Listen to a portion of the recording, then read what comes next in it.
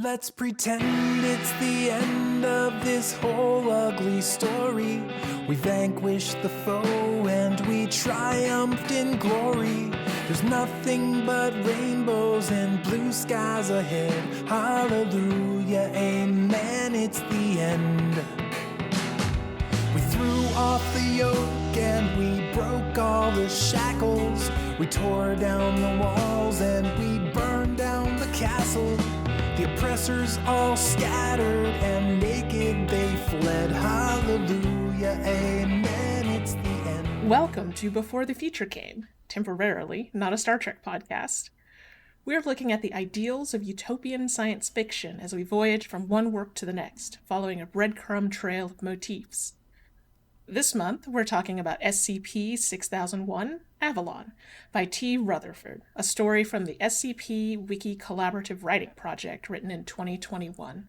It was a finalist in the 6K contest. I'm Melissa, and this time, I know exactly where I am.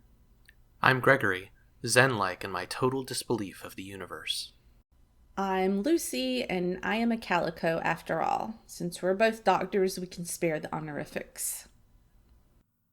Last episode, we discussed Will McCarthy's The Collapsium, which had humanity in a politically united society that made extensive use of teleportation for travel. Today, we're talking about SCP-6001, Avalon, which also features a version of humanity with a global, non-violent system of government and instantaneous travel around the world. Gregory picked it, so please give us a summary of the story in your own words. All right, here we go. This one's a little complicated. We say that every time. They're all complicated. It's how stories work. Yeah. It's science fiction. Researcher's log, 11:26 p.m., 0 minutes ago. While browsing the Special Containment Procedure database of the SCP Foundation, a shadowy organization that secures and contains anomalous objects and entities and protects humanity from them, you receive an email from Dr. David Caspian, the head of alt-dimensional research, telling you about his most incredible day. We then read a fully public phenomenon report from an organization called the Compendium Phenomic Inquiry on Phenom number 6001, a microsingularity in Tokyo that leads to a parallel universe called A6K. A6K, it seems, is our universe. A6K is far more violent and repressed than the CPI's dimension, and the full compendium is being called to render judgment on unity with A6K, whatever that means. The rest of the story alternates between two narratives. One is a series of brief opinion statements from the strange organizations that make up the compendium, voting yes or no on the topic of unity, with the running vote staying very close to 50-50. The other narrative is from Caspian's perspective, as he reports to you about his trip through the singularity that our universe's foundation calls SCP-6001. While studying SCP-6001, Caspian suddenly finds himself on a rooftop in an alien space-age Tokyo, talking to a house cat named Dr. Primrose. She is his counterpart in the compendium, and claims to have brought him to the other dimension as part of standard test procedure. She takes him on a tour of the world via a teleportation network that uses something called the Everywhere Chair, and she says that the compendium are the benevolent dictators of her universe, providing universal healthcare and all other necessities of life. Her world is vegan, hyper-technological, and has cured cancer. Caspian gradually learns that Primrose's world works with what it calls phenoms, instead of imprisoning them like the SCP Foundation does with its anomalies. Caspian recognizes many of these, including a deadly statue that's openly on display for tourists to see, and an unkillable murder dragon that roams free in Australia in large numbers. Caspian grows suspicious and tries to puzzle out the dark side of this apparent utopia. Primrose claims there isn't one. Her world's humans simply chose to exist alongside phenoms despite the dangers they pose. He finally believes her, and they go and get very drunk at a ramen bar where the cook is a weird nightmare creature. After karaoke, Caspian gets separated from Primrose. He uses a roadside computer to try and find her and is accidentally patched into a stream of the ongoing debate on A6K unity. Primrose finds him and he confronts her about why he's actually there. She confesses that her world's Caspian was her best friend, but died working with phenoms, and she wanted one last day with him. After a little joke about erasing his entire universe, she explains that the compendium is voting on whether to reach out to the people of A6K or close off contact entirely. The vote is tied 6-6 when Primrose's version of the Foundation casts the deciding vote. No, there will not be unity with A6K, but when they can make contact on their own, the compendium will reconsider. Caspian is sent back home, but not before he gets permission to pet Primrose on the head. So, I really like this story. I think it's interesting because it's in a collaborative project that's very horror themed, and there's very little horror in this one. Like, there's horror creatures in it, but like it doesn't feel horrific or scary, which is interesting. This is just a straight up sci-fi story. My topic is going to cover something that I feel is the horror of the story. For sure, yes, totally. But I think actually we should note here that we probably should have noted it earlier, but if you have not seen the previous show notes for our episode, there is a glossary that goes alongside reading SCP-6001. So if you want to read the story and have some additional notes so that you don't feel like you have to read all of SCP to get it, that is up on beforethefuture.space. Yeah, so we just summed up, and it'll be linked in these show notes too. Mm-hmm. I am not very knowledgeable of SCP, and I read this story and did just fine. So I don't think you have to have a lot of... I mean, maybe I missed a lot of important things. We'll find out about that soon, I guess. Okay, so hold off. Maybe at the end of the episode, I will say you should read the glossary closely. We've each brought a topic for discussion. Mine is disorientation, essentially. I thought about disorientation a lot while I was reading the story. Can I just call it a story? Is it a story? Is that okay? Sure. Yeah, it's a story. So I thought about disorientation a lot while I was reading because, of course, I was disoriented. I think because it's not something that I am usually reading. But I assume anybody reading it is also disoriented by the way things are changing. And as Gregory mentioned in the summary, the shift between the voting and the story between Caspian and Primrose that's happening. And even sort of the frame of it, which I expect we'll talk about a bit, about the email at the beginning that says to you, I think the story creates a sense of disorientation. And I'd say that, like, your typical SCP reader might have a disorientation, that's like uncanny familiarity, like feelings of, boy, that sounds familiar, but whatever it is, it's different enough that I'm not sure what it's talking about. So I think that holds true. So what I was reminded of is this book, which I'm showing on the camera. It's Sarah Ahmed's Queer Phenomenology. And in this book, Ahmed traces the concept of disorientation as a feeling of general discomfort and feeling out of place. And for her, this is a kind of metaphor for queerness and queer bodies, which she argues don't contain spaces, but become the spaces that they are in. And I'm going to talk about that a little bit, and just want to sort of be clear that I'm talking about this from sort of a theoretical queer theory perspective and not like a representation of queerness, which I think are sort of two different concepts. We're not talking about gay and trans people. We're talking about a queer way of looking at the world. Yeah, which concerns LGBTQ plus people, but it also... Mm-hmm. I mean, you can think about, a good friend of mine wrote an article about queering writing instruction, right? Like, you can talk about queering lots of things, and you're not talking about having more representation of certain kinds of people in those spaces. I read Ahmed's book a long time ago, and I found it to be a really useful framework The disorientation to me is, as I was saying before, really crucial to this story. Caspian is disoriented throughout the story. Literally, his body is transported into a new space and a new universe. He's disoriented by the ways in which Primrose knows him, although he is learning about her. There's a moment of deja vu where he feels like he's experienced the moment before. And I think deja vu is a kind of disorientation. And then toward the end, Caspian and Primrose are literally drunk and disoriented in a sort of literal way. So Caspian's disorientation is reflected in his understanding of the worlds and his relationships with others, notably Primrose, and how those relationships get framed in those worlds.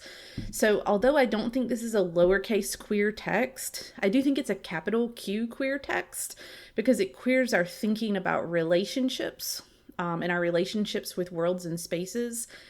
And I think there's even sort of a queer conclusion in that the vote happens, but the door is left partially open to something else, some other possibility. Yeah, we get this yes or no vote throughout, and then the final vote is like I'm gonna tiebreak. No, but kind of yes, maybe. Ahmed concludes her book Queer Phenomenology with this noticing, and this is a quote: "If orientations point us toward the future, to what we are moving toward, then they also keep open the possibility of changing directions and of finding other paths, perhaps those that do not clear a common ground where we can respond with joy what goes astray." And I find that to be an incredibly utopian version of the world, and a way of thinking, and a version of queerness that speaks of possibilities and joy, and helps you think about orientation and the concept of disorientation in ways that have been generative for me. And that is what this story reminded me of, is the ways in which disorienting and being disoriented is sort of a path to orientation. So we're talking about like accepting that maybe you don't know where you're going to end up, or realizing that you've been headed in the wrong direction in life and thinking and so on, and being willing to pivot. Is that the sort of kind of disorientation and productive reorientation? It's so funny. I was just, with a good friend of mine yesterday, and she was reminding me how much I despise the word pivot. But that's the same sort of orientation, right? It's like, what's your path? What's your goal? Where are you headed? And I don't want to say a lot of nice things about Dan Savage, so take this with caution. But he said something years and years ago when I was listening to him, and he was talking about how when the things that you feel and want internally are things that you're able to do externally, like there's some joy that comes from the ability to live like that. And he was talking explicitly about queerness, right? Like being able to live the way you feel is important. And there's something about that I'm reminded of in this too. When you're able to point yourself in the right direction, at least what feels like the right direction, or have some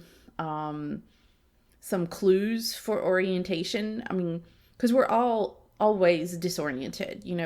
Disorientation is a part of the experience of being a human, but finding ways to orient yourself is work.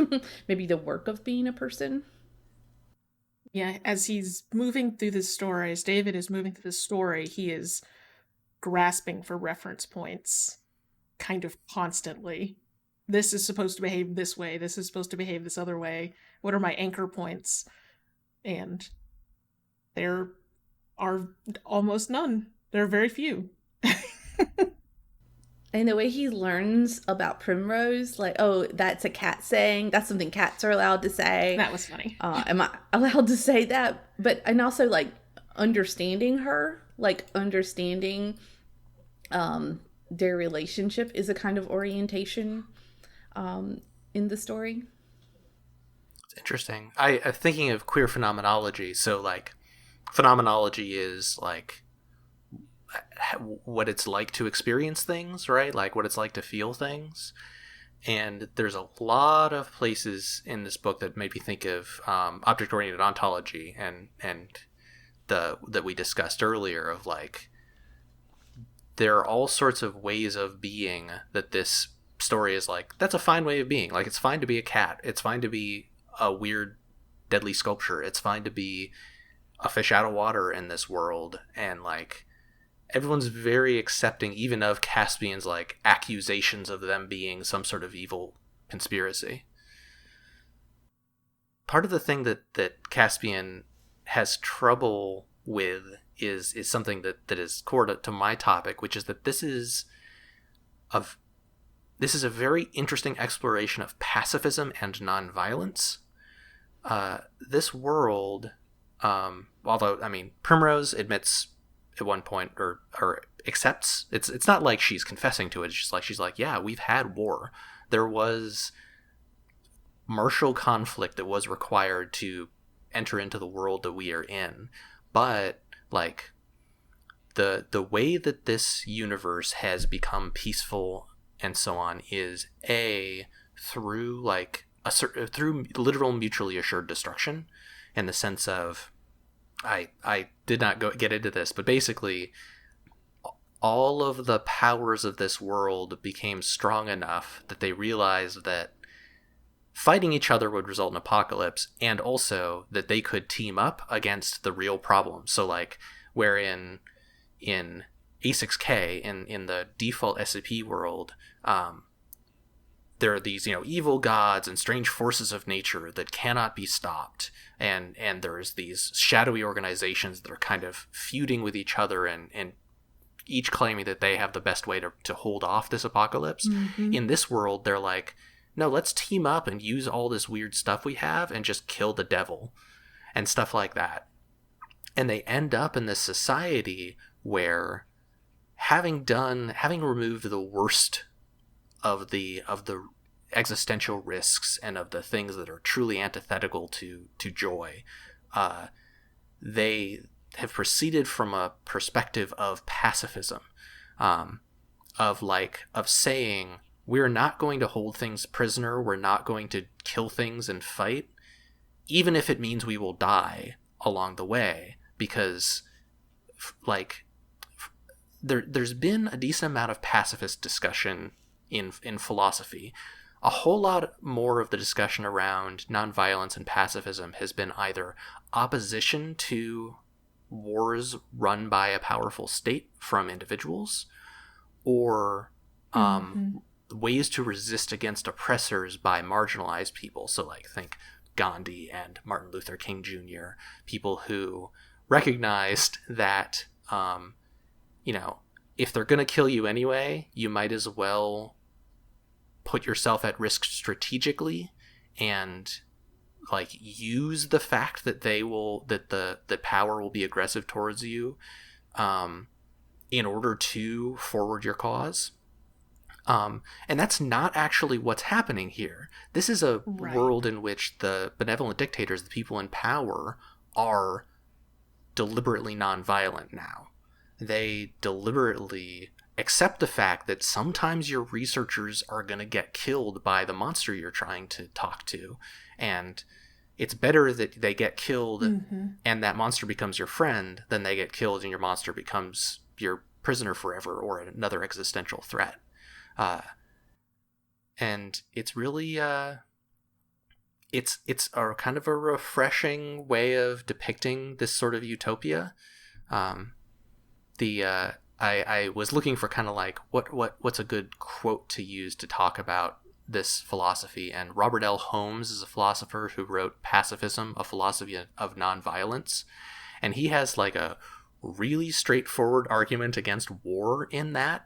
It takes a very long time to elaborate it and make it convincing, but his basic argument is, we can assume that a war is going to be bad, right? Because wars involve killing a lot of people. So we can start from the assumption that any given war is going to be bad.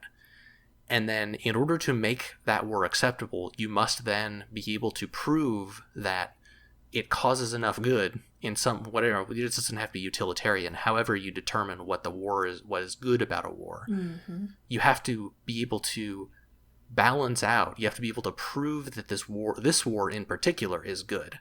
And his argument is like, you might have a concept of a just war, but if so, you've got to admit that virtually no war has ever met those criteria, and yet we keep doing it, and that's morally inconsistent. And it's a very like cutting the Gordian knot approach to looking at this violence, which is like, hey, why don't we just do the good thing instead? which is a refreshing way of not getting bogged down in all the really rough stuff about figuring out war and violence and so on. Especially, like, I was thinking about this story and current events with genocide going on in the Middle East and stuff like that. Mm-hmm. And it made me wistful, but maybe hopeful. I don't know. You're actually making me think of a parallel between this story and Binti and Umma University. I think that there are some kind of similarities. You remember the faculty meeting where they discussed everything brusquely, and they were even welcoming to the tentacled people. The Medusae? The Medusae, who had basically, they were the monsters, that were basically welcomed. Mm-hmm. So, I don't know. Seems similar. And you can kind of contrast this with Star Trek, which, we're not talking about, but a lot of other utopian science fiction kind of has the attitude of, well, if we're the good ones, well, of course we're sometimes going to have to go to war, or sometimes we're going to have to use our weapons to kill things that are dangerous in order to save lives. And this world, the world of Avalon, would kind of be like, no, we're not going to attack this thing, even if it is killing things, until we have figured out why it's killing things and how to convince it to stop. And that's a very plausible political philosophy to me, right? Like, some utopias, it's like, how did you do that? By magic. It's like, well, I can understand how that is an appealing worldview to have. I mean, it is my worldview, and I think it's presented in the story in a way that makes me feel like it could convince other people. Yeah, there's a lot of discussion of, or not discussion of, there's a lot of instances of consent in the story that go from the micro to the macro, and the one that stuck with me as so charming, it's very micro, does not apply to wars, but Primrose and David are talking about the Atlantic super city. So there's a very large underwater city that's basically, it's called the Atlantic one, but it's in the Pacific. I don't know. But it's a big city. I think it's because it is Atlantis. Oh, I think is the joke. Right. Haha. Now I get it. But they're talking about how, animals were given the option of sentience, of full-on sentience. And Primrose says, if we're ranking the failures of Pact 15, which is sort of this animal arrangement, in terms of hostility, the octopodi sit somewhere between jellyfish and aphids, and the insects nearly caused hell on Earth. David says, what happened with the jellyfish? And Primrose says, a moment of consciousness, then a very polite no thank you. And they find it hilarious. Yeah. I mean, it is a funny story, but it's also like, fuck yes. Like, I'll get into this a bit more later, but like, one of the things that I think characterizes my limited experience with SCP is a distinct lack of consent. Yeah. And that like is... it is a horror setting in which, like, we're depicting an evil organization.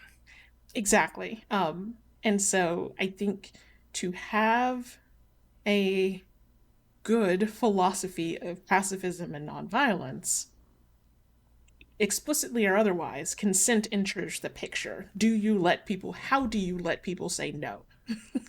What happens when they do? And I think this story weaves that in very well. Is it because they went to a different universe that was possible? Possible to be pacifist? Yeah, I don't know. I guess I'm just wondering. I mean, I think the story is kind of arguing that. I think the story is arguing no, right? Because in the story, they're like, we really aren't that different. Like, our two worlds have very different, like, societies and different, just A6K, which is our world, is just more violent and more oppressive and less empathetic. But, like, there's not, like, a certain point in history where things went differently. There's not, like, some neurological difference. They're just like, yeah, we're as close as two dimensions can be, and for some reason, y'all are oppressive and evil and violent, and we are less so. I think the story is like, we could just stop. We could just stop fighting and be peaceful right today, is kind of what the story is saying. I think there's some tension there. I think it seems like I don't know how many hairs are possible to split. It feels like the author has this viewpoint. I'm not sure that David Caspian does. I think it's a little more ambiguous. I don't think Caspian is won over. Yeah. Okay. And I definitely think that the story is clear that, like, this is a very costly philosophy. Like, yeah. if you go into this, if you do a pacifism, people are going to die. A lot of people are going to die. Even the capitalists are like, hey, if you why don't these folks realize that if they were just pay the price, they could have the world. Yeah, the one of the groups is the Partnership, yes. Who's like all the good equivalents of all the evil organizations from our universe. Corporations, really, right? Like, yeah, they are. Were they a no vote or a yes vote? They were a no vote. They said, we have the resources, yes, but why invest them in a venture destined to fail? We didn't spend the last 100 years retrofitting capitalism, eliminating billionaires, and rebalancing globalism, just to start all over again. A6K is still a world of tiny golden kingdoms. Our counterparts need to realize on their own that they could have the whole world if they'd just pay the damn cost. And the time and resources it would take to break them of their greed, we cannot afford them. The Partnership of Three vote no. That's there's Adam Smith for you. The fact that we're presented with a world in which all of the cost of overhauling society has already been paid, in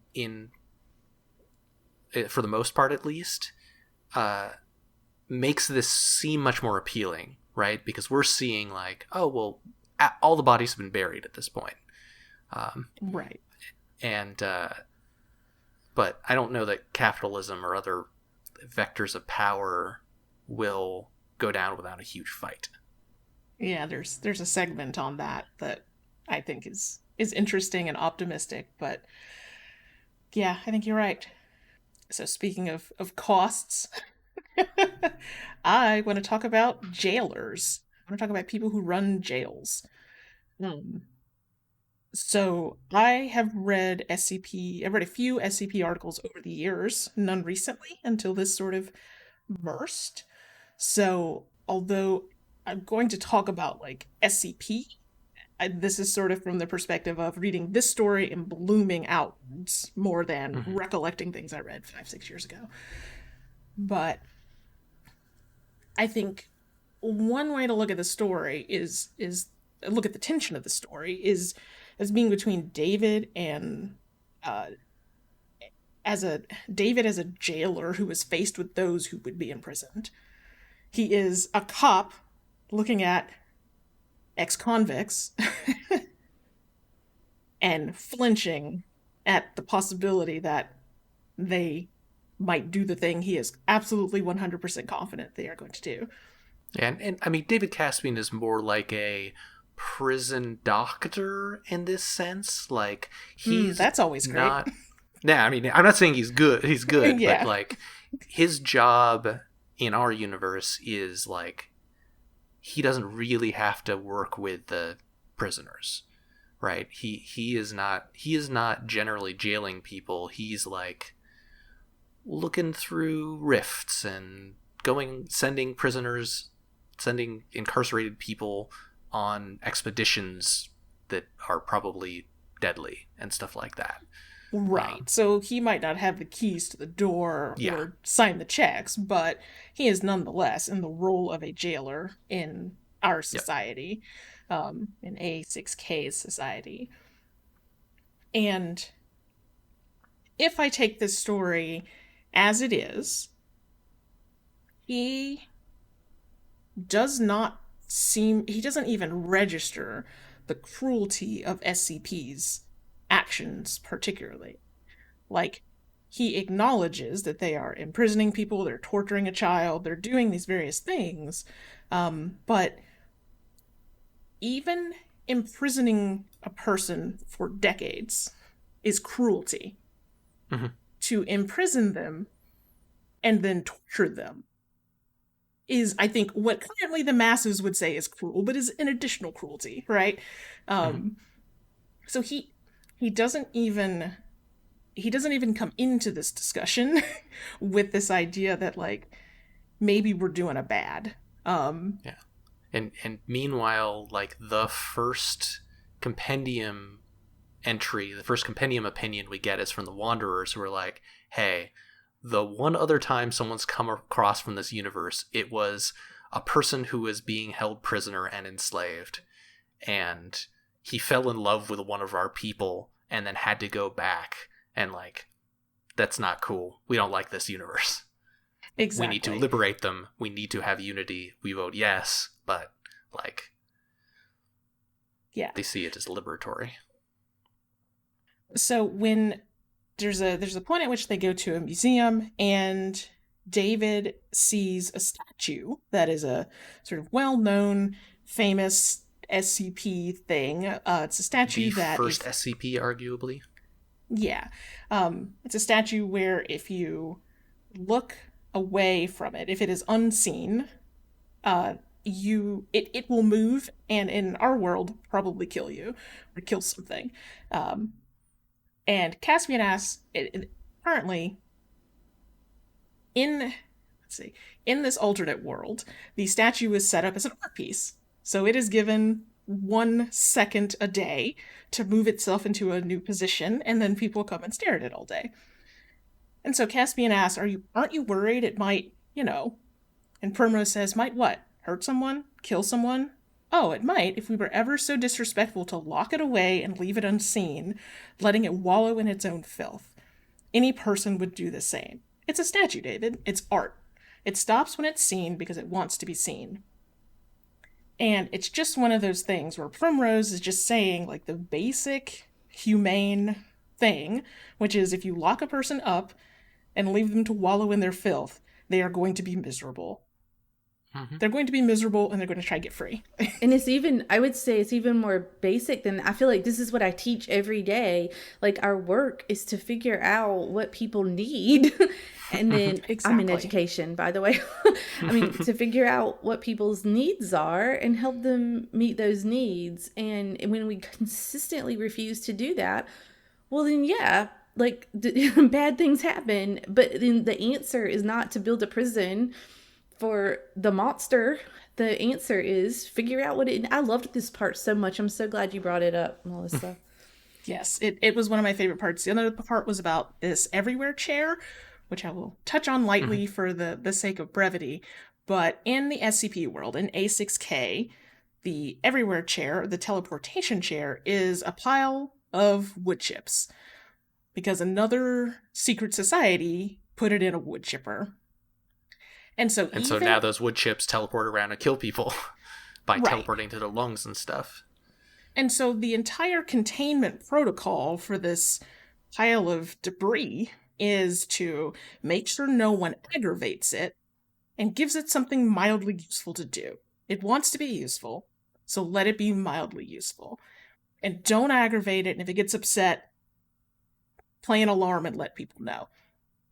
It's this is a trauma response on the part of this chair. And the reaction is not actually to do anything to heal it. It is not to find where it wants to be in what it wants to be, but it is instead to put it off, to contain it, to keep it just tame enough, right? That it isn't hurting anything. And even when David comes across and he sees this everywhere chair, he's like, he says, why not just carry those atoms of this chair around in pins or wristbands? Why bother having chairs at all? And Primrose is like, it doesn't want to be a pin. It wants to be a chair. So we're having, it wants to be a chair. It's going to be a chair. And it just fits and just explains like David's tendency to look towards, he asks like, are all animals like this? Are all things like this? He's looking for these boxes and these containments, right? These ways of parceling up people that I think just does a very, very good job at going to a person who reads this space, who is in the SCP world as a reader, and saying, hey, this is you, I'm you, and here is our mindset. We're a mindset that cannot escape imprisoning. I want to just yes and that to say it's also that he is trained to be distrustful, right? To distrust the phenoms. And that's what when Primrose points out that they trust the statue. Yeah, we trust it not to be a concrete killing machine. Oh, right. And that is an unthinkable to him. And I do think that is a commentary on I feel there's a lot happening here that's a commentary on modern science, and the desire to not trust instead of to maybe accept or trust. And for people who like the idea of treating monsters like people and figuring out what they need, there's a cameo in this story from the ramen chef, the ramen cook, that when they're starting to drink is a weird monster, and that is SCP-5031, which the story in our world is much more tragic but kind of sweet, where it's like it starts off as here's this description of this weird monster and some experiments we did with it while it was imprisoned, and the researchers gradually realizing that this creature is just kind of a sweetheart who likes to cook. Highly recommend that one. It's one of my favorite SCP stories. And this actually has a lot of ties in. This story has a lot of ties into the Wild Robot, I think, too, with the communication piece. Have being able to communicate with people who communicate differently than you is important. Oh God, yeah. And they go through a lot of effort to communicate. The Primrose is unwilling to tell Caspian all of the tricks that they do because a vague sort of prime directive sort of thing is the implication. They don't want to contaminate his universe, but their process for talking to some of these creatures has hundreds of steps to it, combining a whole bunch of different weird phenomenons and technologies and so on to be able to even begin to figure out what things might want, and they consider it worth it. This is what they're spending their research efforts on instead of nuclear missiles and so on. All right. So, with the main topics covered, it's time for a quick lightning round of other interesting things we spotted. An old version of me, of Lucy, used to sort of shit talk reader response theory, which is the idea that, what you personally and your personal experience and background bring to a story is important, an important lens for reading literature. But I'm going to focus on my own personal response to this story for a moment here. And for me, I mean, all this cool SCP references. I mean, I'm totally here for talks about prison and capitalism, queer phenomenology. But the beating heart of this story for me was Primrose and her grief for her friend. Yeah, like this is the kind of Orphean ideal of being able to pull your friend from a world where he is still alive and talk to him. You know, I I was reading this story and I thought for a long time, I was like, oh, you know, he's a phenom. He's something she's studying. You know, I had all of these theories that were a part of, you know, my perception of SCP and what it is.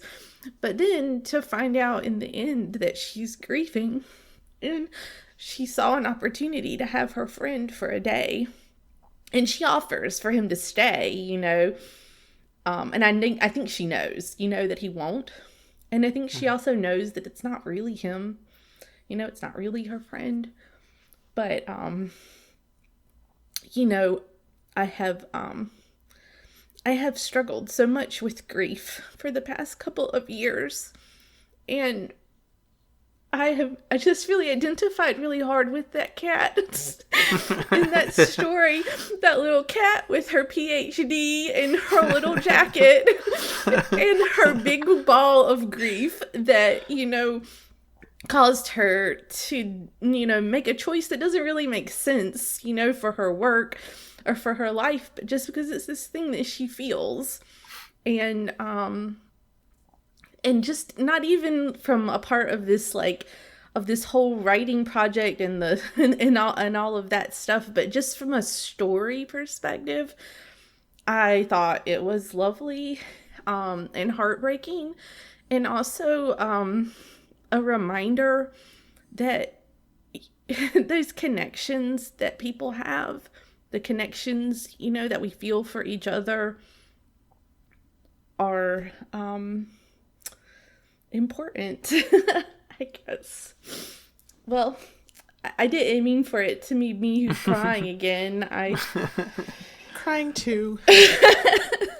I teared up 3 times, maybe 4 times reading this story.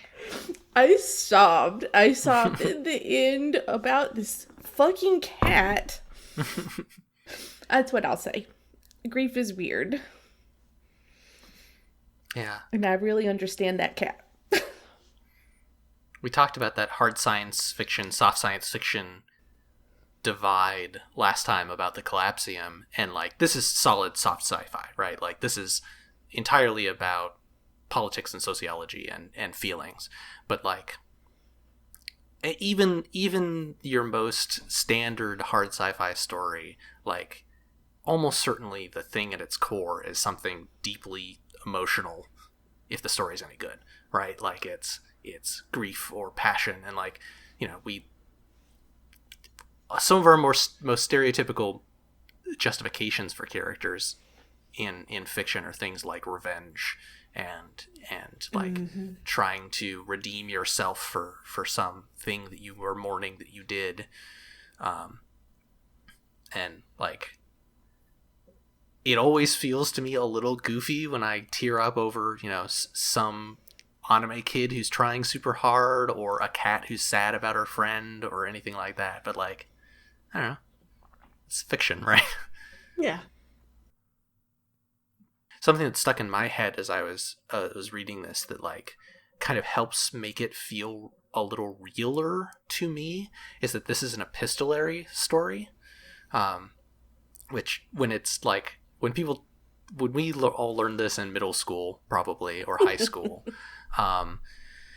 Epistolary stories are stories made up of letters, right? So like Frankenstein, Mary Shelley's Frankenstein is an epistolary story because it's all letters and journals and stuff like that.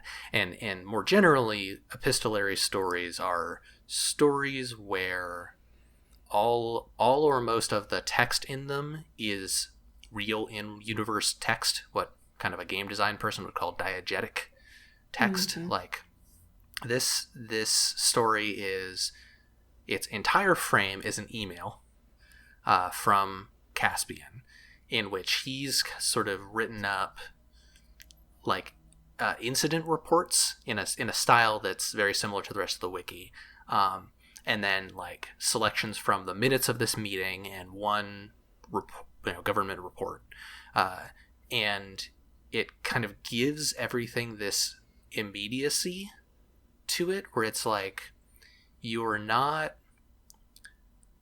especially with how this is presenting such a far-fetched or such an alien feeling universe, the fact that everything we're seeing is either a direct eyewitness report or the dialogue that someone said, or a letter that someone wrote, sort of makes it feel like you can do the reading between the lines, but the lines are things that you're not arguing with, right? If there was a narrator here telling you all this, where it's like, and it turned out that this universe was completely legitimate, you could be like, hey, narrator, I don't think you've proven that.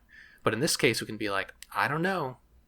Primrose says so, and the way that these people talk among themselves, it sure seems to hold up with this, that they genuinely have these utopian ideals. And I think it's interesting, especially in this project, in an SCP story, to see it used in this way, because so generally speaking, the SCP project as a whole is epistolary. Your kind of stereotypical, and stop me if y'all want to talk about this as part of 10 Forward, but your typical SCP story is a report that is like, here's how to protect yourself from this thing, or here's how to keep this thing contained, and it's always written from that perspective. There are often redactions. There are no redactions in this story, no black bars covering any words, except maybe in the opening email. No, not even the opening email. But like, usually the way that this epistolary process is deployed in SCP stories or SCP entries is to kind of provide horror through omission. Like, this thing didn't end up in the report. The report isn't going to say what actually happened to these people. It's just going to say, you shouldn't do what they did, or you'll suffer a terrible fate that we're not even going to mention. And so it's deployed in this horrific way, instead of being deployed almost as a like case study in this story, where it's like, hey, here are what these characters think. Here's what these characters are saying and doing. And there's no, I mean, of course there's editorializing and all manner of it, but like, there's the feeling that there's not a narrative, not a narrator offering their opinion or their interpretation. It feels almost documentary in that fashion. I think that's interesting. Yeah, it's documentary for an inside group. He's not reporting this up to his bosses. He's reporting it to his peers. He's like, not going to tell the bosses. Yeah. He's one specific person that the whole thing is an email to you, the reader. And he's like, I know someone who I can tell this story to and trust that they're not going to do the wrong thing with this information. Honestly, we learned everything we need to know about Caspian from the subject line he gives that fucking email. Important. Subject important. Oh, come on. Unacceptable. Right? I'd have deleted it. I wouldn't even have read it. The only thing worse is if it didn't have a subject line. Fuck off, David. I guess another like just format thing to note is that this didn't have to be an SCP entry. Like, this is positioned as if it is a containment instructions for SCP-6001, which it isn't. Like, those containment instructions don't appear here. Right. But like, this could have been a story. There are just straight up stories on the SCP wiki that are like written with a narrator about events in the Foundation, but like aren't part of the kayfabe of aren't in character in the fiction, are not epistolary in that way. They're just like, one day researcher X was walking down the hallway, right? But the creator here chose to make this an entry, and although the only actual entry we get is this compendium phenomic inquiry document that's like here's what this thing is. This is a public document. This isn't containment instructions. Yeah, I was going to ask, like, did he just clip this article and take it with him? Because it says share, copy, and disseminate this knowledge as you see fit in the compendium phenomic inquiry. So you think he just, like, tucked that shit in his pocket and took it with him? I mean, if we're talking literally, yeah, maybe. I feel like the phenom report and the, like, minutes of the meeting aren't actually being delivered to us in character. I feel like all that's in the email is Caspian's narrative. But okay. I can certainly see an argument that, like, he just grabbed it, had it printed and tucked it in his pocket or something. Or maybe he just asked for it and they gave it to him. Yeah, maybe. They don't seem like they have a lot of secrets. They do not. Although doesn't Primrose is like, hey, don't tell them. Yeah, Primrose says, you're not going to tell them, are you? Your bosses, I mean. Because her head's hanging low. And he's like, oh, good God, no. And she seems pleased that he wasn't going to tell them. So probably sharing this stuff isn't what they want to have happen. Not on this side of the rift. Yeah. Yeah. So my lightning round item very much relates to the structure as well and raises some political questions. So Greg already talked about the interwoven structure of this, and sometimes I read things and I feel like a naive baby when I read things. I was on, like, tenterhooks about this vote because as you're reading this vote, as Greg mentioned, it's broken up throughout the story. At first, you get 2 yes votes. Yes, we're gonna free these sad folks that are living terribly. Then you get a no vote, and I'm like, uh-oh, this is not that kind of utopian story in which everyone over here is 100% benevolent and in unity on what benevolence means. And then you get 2 more no votes. And then you're like, well, how many voting bodies are there? How high is this number going to get? Is it going to tie?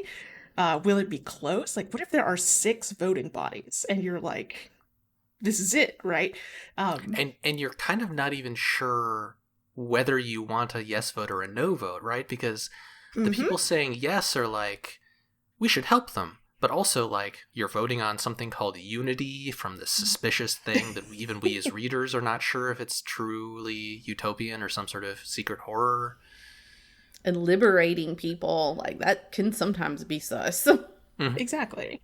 And, we're still finding out as these votes are coming in what the cost of this liberty is, right? Like, where are the bad parts of this world? What are the cost benefits and the trade-offs that they have had to make? So you're really not sure if you want that vote.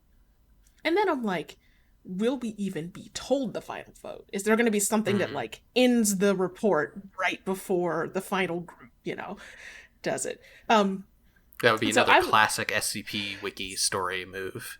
Exactly. So my selective familiarity with SCP, I think, helped make this fun. But as Lissy mentioned, the final vote is from the Foundation, which would be the SCP Foundation if it were our world. And they say they vote no, don't help them, don't help us, but with an addendum. We seal the gate, but not entirely. We keep an eye on A6K and let them find us. When they do, we'll greet them without security, containment, or any protections. When they're ready to step into the light, we'll be here. Shall we take it to a vote? And I am like, how many votes? How many? Please tell me. These people who pulled a Binti faculty meeting and over the course of ostensibly one day resolved an incredibly important world-changing matter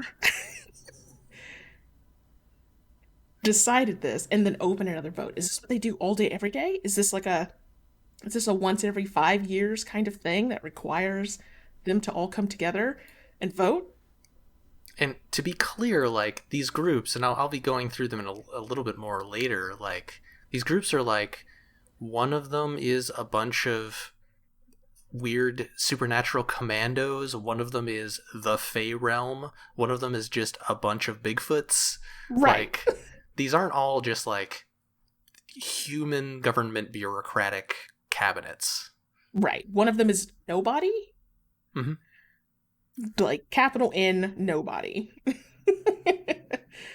So I have no answers. I just have questions. I want to know what cadence, like what rate's important enough to pull in all these different factions for them to give these little speeches.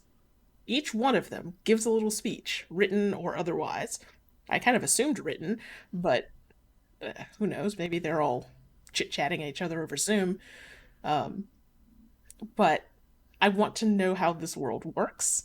You get the feeling that it's big enough to be on the news, like, because Right. he mentions A6K and the computer's like, oh, you want to watch the A6K discussion? Mm-hmm. But also, like, it's not being broadcast on, like, when he's walking through New York City, he doesn't see it on the screen at Times Square. Right. Anyway, I found that interesting. I found this sort of little setup of a weird government that theoretically, if the world is kind of what Primrose suggests in terms of having solved a lot of big things, they shouldn't need this panel of 7 groups to do a ton of work. The template should be set, but I have questions. I don't know. I want fanfic of this. Now, who's the panel of 7 groups? The 7 entities that voted. 13. 13? Sorry. Yeah. 13, not 7. Oh, okay. Yeah. Yes, my bad. I missed something big. No. It's definitely 13. You've been playing too It much was Fallout 7 to London. 6. It was 7 to 6. And so I had 7 in my head. I thought that last part from the foundation was... I thought that was the creepiest part. Like, they're ready to step into the light. We'll be here.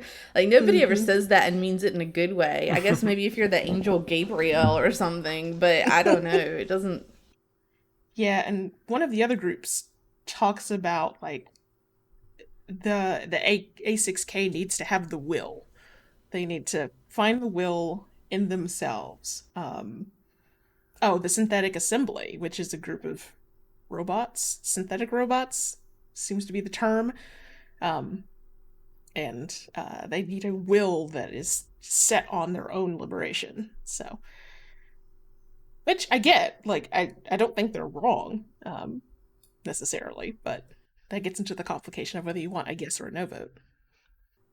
So, in addition to the deep stuff, we're also all big utopian sci-fi fans. So let's head to 10 forward to talk about stuff we geeked out about. I will start with what I have called a unifying works of fan fiction. So I adore a work that weaves together a universe. That's like, here is a thing that exists over the course of 75 books or 1,000 articles, whatever it is, and I'm gonna piece them together selectively, of course. And that's just one of my favorite kinds of stories. And this is like a love letter to the SCP community. Mm-hmm. This author is just like, hey, I'm gonna write this piece. As Greg talked about with the sort of epistolary thing, it's not a report in the normal way of an SCP piece. We get a reimagining of this writer's top hits of SCP, right? And if it's not clear from the summary, like, I skipped over a lot of detail. There's like maybe 30 items in my glossary that I wrote up that are like important references in there, and then there's like probably 100 total references, just little obscure pieces of SCP lore in here. Exactly. And a lot of it is changed, right? It has to be to show what its alternate universe existence would be. So it's not just that, I don't know, I don't have a concrete example. Yeah, I don't have concrete examples, so let me... Yeah, it's like that floating island that shows up in the... After you learn about the octopods, or the octopodi, like, there's this big floating sky castle that's like one SCP, but then it turns out that living there is like a different group.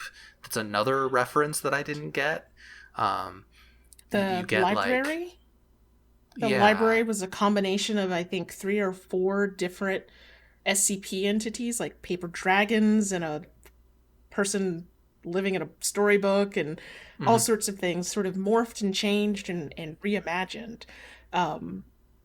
And I came into reading this like SCP, if you were to take SCP as a work, despite the fact that it does have cross-references within itself, it does refer to things in the real world sometimes, obliquely or otherwise. It's paying homage to various horror tropes and all sorts of things, and it certainly has invented its own, like, it is a body of work that exists and is important on the internet as that gets riffed on in and of itself.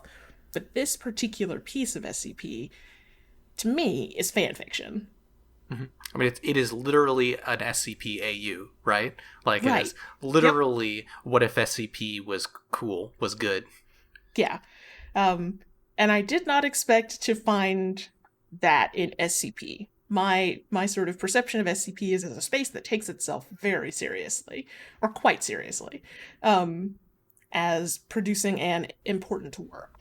And so I like when an author's like, yeah, and we'll just make it part of the thing. We're not going to put this over here with side stories or whatever. All right. I'm going to talk about cats. Some more. Excellent.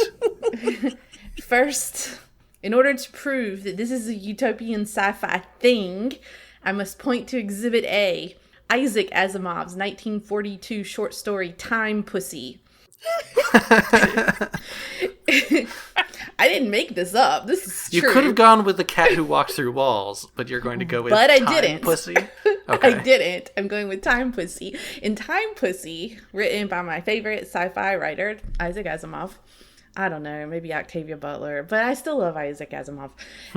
He wrote about these cats that lived on an asteroid that stretched somewheres into the middle of next week. The Time Pussy would howl 24 hours before seeing a robber and digest their meals 3 hours before eating them. It's kind of like a normal cat. Yeah, like they're like kind of non-time oriented. People were willing to pay a whole lot of money on Earth for the remains of a time pussy, but they would decay too quickly after death. They tried to soak the time pussies in water just before they died, like quickly freezing them, but they couldn't do that because the water froze so quickly it was still warm. So I know we're not talking about Star Trek, but I also love Spot. I think you just want to say pussy about 100 times in a podcast. I definitely have not yet said pussy 100 times.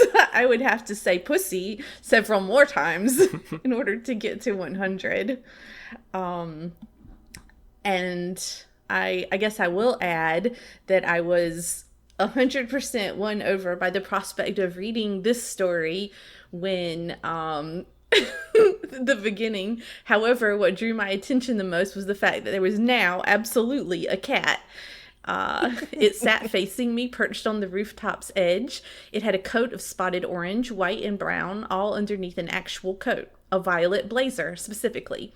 Beneath the blazer's collar was a long, glossy white bow held in place by a strange black brooch, itself shaped like a half-lidded eye inside a cradled globe. The cat's eyes, sharp and green, peered at me through a pair of small gold spectacles balanced on its nose. And then she says, "Ma'am is correct. I am a calico, after all. You can call me Primrose. Since we're both doctors, we can spare the honorifics." And I knew I loved this cat very much. Is it only later that we find out she's also wearing a derby? I do not. I will have to do a search.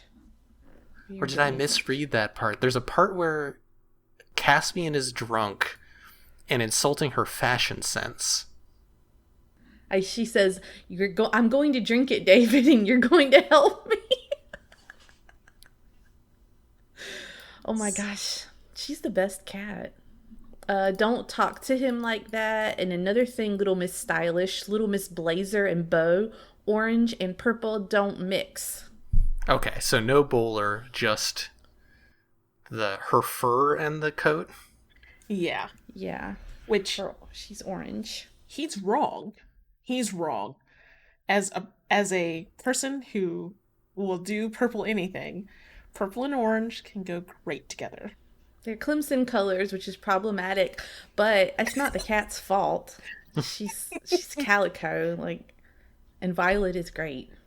I like the bit where this giant murder dragon is approaching, and she just immediately goes up to the window and sits down in front of it. Very cat behavior.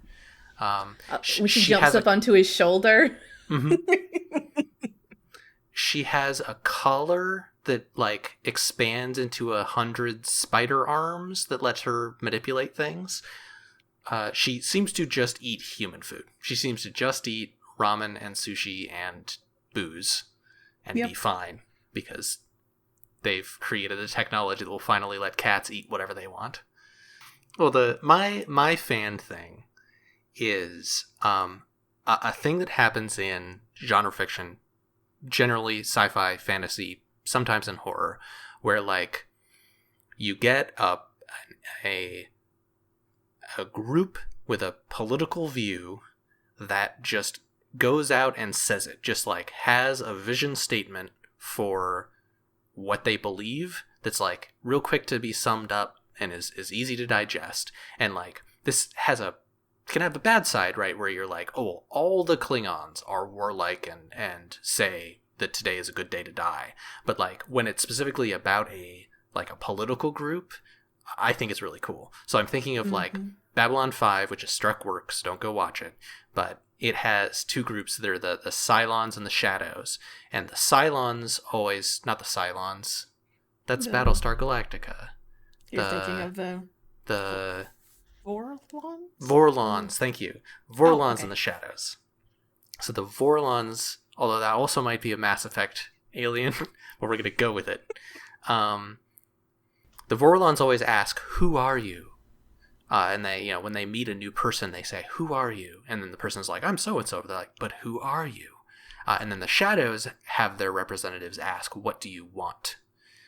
And in those ways, that kind of defines how these two cultures think about the world and interact with the world, and what you can expect of them in the story, and then both from what's their narrative role, and then also what's their literal event-based role in causing the events of the story to happen.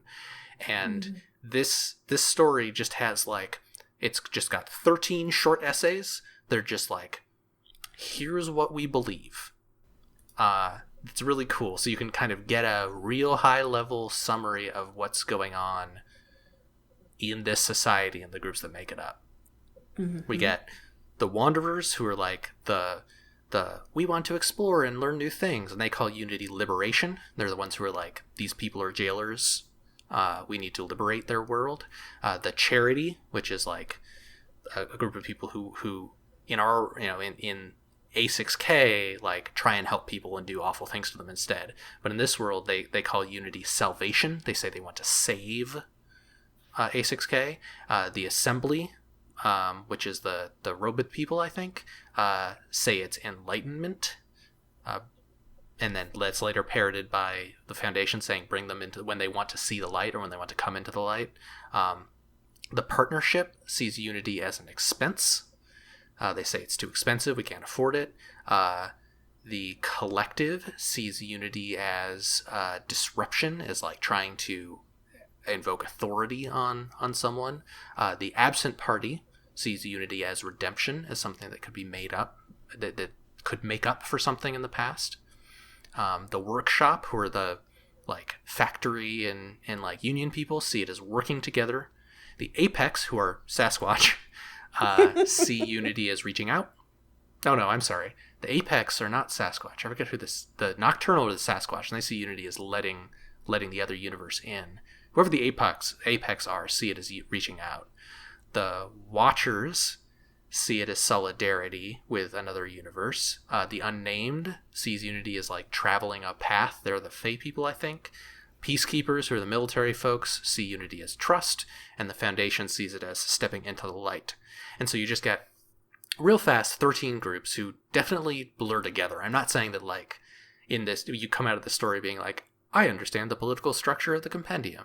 But, like, you get this series of real quick snapshots of here are all the different views that make it up, and they're incredibly diverse, but also, like, pretty well formed. Like, you can go up and be like, well, didn't that other group just describe it this way? But this group thinks this instead. And so you get that, like, it's like in a sci-fi movie where there's a bunch of aliens in a room, but each one of them looks cool and different. And you're like, I could bet you could write a whole story about that dude with the weird nose and the long stick. And then it's just like the camera moves past and that's the last you see of that guy. This kind of has that feel to me of like, here's real quick 13 kinds of weird utopian agencies and what they might think of what's going on. Like that sort of thing is always super cool to me. Yeah, and I think it's really well done here. I think there's still a stereotype in our cultural perception of utopia, especially as would manifest in the real world, that there must be that unity of government means a distinct lack of diversity in opinion, that you have to have all come together, and that means not hugely divergent opinions on things. And I like when a story, and several, of course, I think Binti showed some of this. I think the robot book certainly did. That is not true. You can have vastly different lived experiences and different perspectives and come to the table like that. And the way that this story makes each of those perspectives very clear, it's what muddies the vote, right? As you as a reader going, damn, maybe yes, maybe no is the right answer. But it does a really good job of doing that concisely. And notably, many of there are people who come across as good guys on both sides of the vote. Right. Like, there are people who are like, we need to help them. We need to liberate them. And there are people who are like, we would be imposing our own views on this other world if we were to go in now.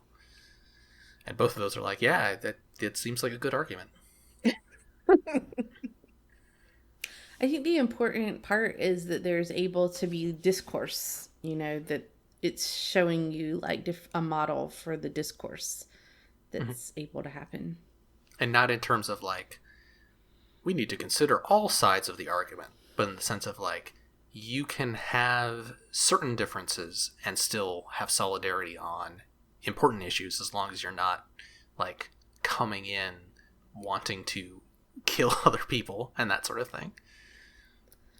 Well, and there's maybe a difference between discourse and rhetoric, right? Like they're not even trying to persuade anybody. They're saying, here's our position, here's what we think, and here's why. And I didn't have the perspective. I didn't feel like it was persuasive. I felt like it was, here's what we're offering, here's what we think. Right. I will say though, so we're not actually seeing them converse, right? We're seeing them state their opinion and then move on. We don't know what it looks like in the room or rooms, presumably, because some of these people probably don't have bodies. Right. And then second, we are seeing a vote that had to be like, did not require 100% one side or the other. Like, we're seeing a very particular kind of vote in which one vote could sway. And that really does change how a conversation goes. If you're in a committee and the decision that you need to make needs to be unanimous or something like that, that shifts the tone of the discussion. So we're seeing a particular structure here that really does simplify everything. Yeah, with the implication that, like, this could have been like 50-something% voting, yes, let's have unity, and then they would have just opened that rift right up and said hello. Yeah. With whatever the procedures are, but like they didn't. There wasn't the implication that you needed a 2/3 majority vote on this incredibly significant issue. Exactly. Yeah. I just had a thought that is related to something previous, like not current. But I think, because I just have up on my screen right now the immediate email, like, hey, sorry, I know it's late, but I just had to share this with someone, and there's no one in the world I'd rather share it with than you. You, like me, I'm Primrose, right? I'm the Primrose of our universe, because I'm clearly the person Caspian wants to talk to the most. So I'm Primrose. Except that you are probably not a cat. Like, I'm not saying that this universe is... I'm not saying that A6K doesn't have cats working for the Foundation, because I'm pretty sure that canonically they do, even though SCP doesn't have canon. But Caspian seems surprised. It seems new to him that Primrose is a talking cat, and I don't think Caspian is sending an email to his non-talking cat. Right, but I feel like I'm in it as an analog. Like, yes, yeah. I am Primrose. I am Primrose's opposite number here in our universe. That's who I am. Yeah, this email is just a big elaborate introduction to your metamor. It's like your like the partner of your polyamorous partner being like, hey, I met this person and they kind of are a little like you. And you're like, are they another cat? Like, yeah, they're another cat. But, okay. So I had thought that David had a friend that was a marine biologist and is dead.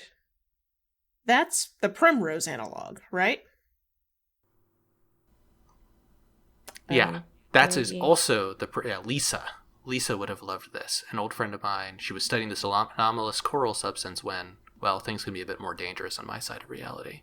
And, like, I mean, there's also a potential thing of this as, like, all of these are, like, sparking off little, like, fanfic ideas, right? Like, what if Caspian has a cat at home? Like, what if Caspian has a calico cat? And, like, will be petting, go home and pet his calico cat and think of Primrose. Like, this story seems to kind of encourage you to, like, to do that, like, who do I cast into these counterpart roles, which I guess is a thing that alternate dimension stories always do, right? Is like, right. Well, what is the Avalon version of this SCP? What's Dr. Clef like in this universe? All of this stuff of known characters. Like, I am positive that someone somewhere read this story and immediately started working on, like, a story set in this universe about the head council of the Foundation, who are all, like, very loosely defined characters in the collaborative canon. But yeah, I think the question of who are you, who is the reader in this is super interesting. Like, who would the head of alternate dimensional research for the SCP email trusting that they wouldn't tell? Mm-hmm. And is he... So, like, when I originally read that ending, and he says he knows who who to send it to, right? I assumed that was plural. I thought he meant his peers, his colleagues, and that it was a little bit of a fomenting of revolution. But I now agree that it's probably just the one person. Like, it is just you, not y'all. But he says, I can think of someone who would appreciate all of this, which certainly could be a group. But yeah, there's more of the vibe of, like, I'm going to share this with one special person. Yeah. I think I had a little hope in my heart that he was going to be starting some shit. in which you need a group of people to start some shit, not 2 people. Yeah. That would be a long project. It would be. Like, if he's going off to start things, he's, like, it's a more difficult project than, like, let's put together a bomb. It's like, let's figure out a way to change the SCP Foundation towards pacifism. Yeah. Hi, I'm interrupting as Lucy from the future. This is normally the part of the podcast where we talk about what we are watching, listening to, or reading next. I was choosing our next sci-fi utopian text in this episode, and I selected... Actually, I'm not revealing what I chose today. Since we recorded this episode early in November, the SAG-AFTRA strike has ended with what seem like favorable terms for the actors. Yay! We've been recording episodes on utopian science fiction generally these last few months in solidarity with the strikes, which we were thrilled to do. Now we are happy with the outcome of the strikes and able to return to the original concept for this podcast, Star Trek. It's weird to say it without a preface that one should not watch struck works. So, next month, we'll actually be talking about the Star Trek movie First Contact, the episode we planned and recorded as our first actual episode of the podcast back in the summer of 2023. We chose First Contact because, well, it was meant to be our first contact with this podcast, and the film deals with lots of Star Trek famous firsts. But real life happened, and this will now be our 5th episode, not the first. You may notice some differences in our style and recording setups. We were definitely still warming up. But we still dig in on the elements we want to talk about in something we love, Star Trek, and I think you'll like the episode.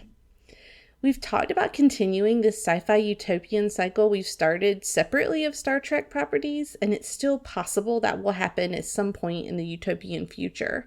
If you're eager to hear it, let us know. We're about to talk about all of the places you can find us and the podcast. And though we don't say so at the end of this episode, next month will finally be a real Star Trek podcast. See you then.